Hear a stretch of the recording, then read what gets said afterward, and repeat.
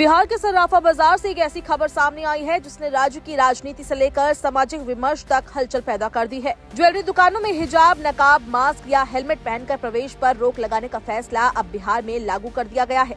इस निर्णय को जहां व्यापारी वर्ग सुरक्षा से जोड़कर देख रहे हैं, तो वहीं कई राजनीतिक दल और सामाजिक संगठन इसे धार्मिक स्वतंत्रता और महिलाओं के सम्मान से जोड़कर सवाल उठा रहे हैं। दरअसल ये पूरा मामला कुछ दिन पहले उत्तर प्रदेश के झांसी से शुरू हुआ, जहां सर्राफा व्यापारियों ने सुरक्षा कारणों का हवाला देते हुए बुर्का या हिजाब पहनकर ज्वेलरी शॉप में आने पर प्रतिबंध लगा दिया था। अब उसी तर्ज पर बिहार के सर्राफा व्यवसायियों ने भी दुकानों के बाहर स्पष्ट नोटिस लगा दिया है, जिसमें लिखा है कि चेहरा ढककर दुकान में प्रवेश वर्जित है। देखते ही देखते ये फैसला चर्चा का विषय बन गया। All India jewellers and Goldsmith federation की बिहार इकाई ने इस संबंध में सभी जिलाध्यक्षों के साथ बैठक की। बैठक के बाद ये तय किया गया कि राज्य की किसी भी ज्वेलरी दुकान में ग्राहक यदि हिजाब, नकाब, मास्क या हेलमेट पहनकर आता है तो उसे चेहरा दिखाने का अनुरोध किया जाएगा। यदि कोई ग्राहक इस अनुरोध को मानने से इनकार करता है तो उसे सामान बेचने से मना कर दिया जाएगा। फेडरेशन के बिहार अध्यक्ष अशोक कुमार वर्मा ने इस निर्णय की पुष्टि करते हुए कहा कि ये कदम पूरी तरह से सुरक्षा के दृष्टिकोण से उठाया गया है। हम लोगों ने jewellers association, all India jewellers and Goldsmith federation ने, बिहार चैप्टर ने एक डिसीजन लिया है अपने सुरक्षा के तहत कि भाई जो भी हमारे कस्टमर फुल हेलमेट पहन के आते हैं या मफलर से पूरा बांध के आते हैं, महिलाएं कोई हिजाब लगा के आती है, तो हम उनसे रिक्वेस्ट करेंगे कि अपना चेहरा आइडेंटिफाई कराए, फिर उसके बाद हमारी दुकान में आए। कोई बैंड का कोई हम लोगों ने नहीं कॉल किया, ना बैंड हुआ है। फेडरेशन ने यह भी स्पष्ट किया कि इस निर्णय का उद्देश्य किसी धर्म विशेष या समुदाय को निशाना बनाना नहीं है।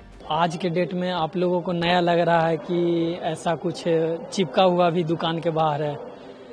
ये सिक्योरिटी के लिए लगाया गया है ताकि कोई आए तो जो सामान उमान अगर इधर उधर होता है या कहीं गिर गया, जो भी कुछ हुआ, तो जब कैमरा चेक करे तो व्यक्ति का फेस प्रॉपर दिख सके, ताकि हम लोगों को पता चल सके कि कौन कस्टमर का है।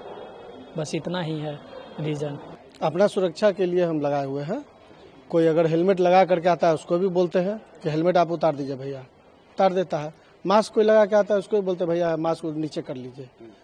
कोई हिजाब भी पहन रहा है तो उसको भी बोलता है कि थोड़ा सा शक्ल दिखना चाहिए आपका, नीचे कर लीजिए। उसमें क्या बुराई है।